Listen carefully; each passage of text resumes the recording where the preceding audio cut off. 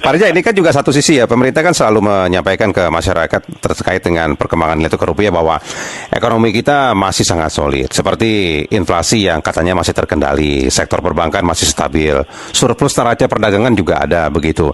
Jadi di satu sisi BI juga yakin ya dengan kondisi fundamental ekonomi seperti ini bahwa rupiah dalam waktu dekat ini bisa akan menguat kembali, paling tidak mendekati level fundamentalnya di 16.600. Bagaimana kemungkinan itu, Pak Reza?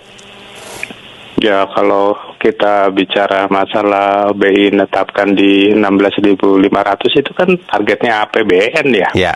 APBN memang segitu target ya gitu. Ya. Jadi memang apapun yang dikerjakan oleh pemerintah dan BI gitu ya, dengan segala kekuasaannya mereka, ya mereka harus bisa menekan itu dengan cara-cara jangan menghabiskan cadangan devisa yang ada tentunya apapun itu.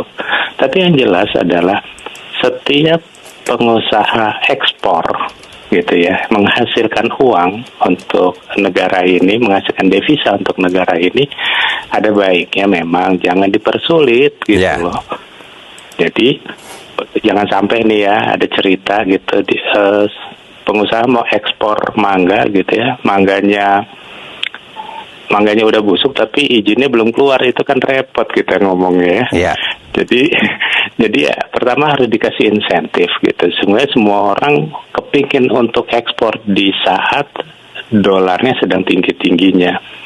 Maksud saya begini, kita berkaca dengan China. China itu mata uangnya melemah, ekspornya banyak, negaranya sejahtera gitu. Yeah. Kenapa kita nggak melihat itu sebagai suatu solusi gitu ya?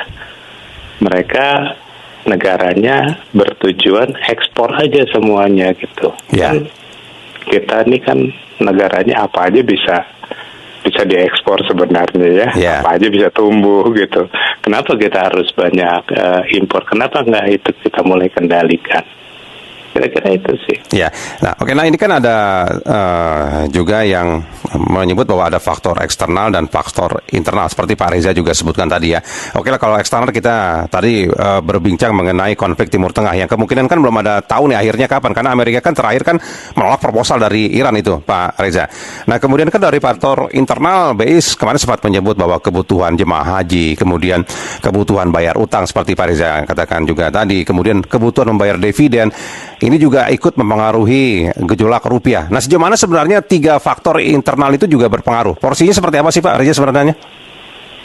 Ya sebenarnya kan sekarang kita jangan melihat ini sebagai hal yang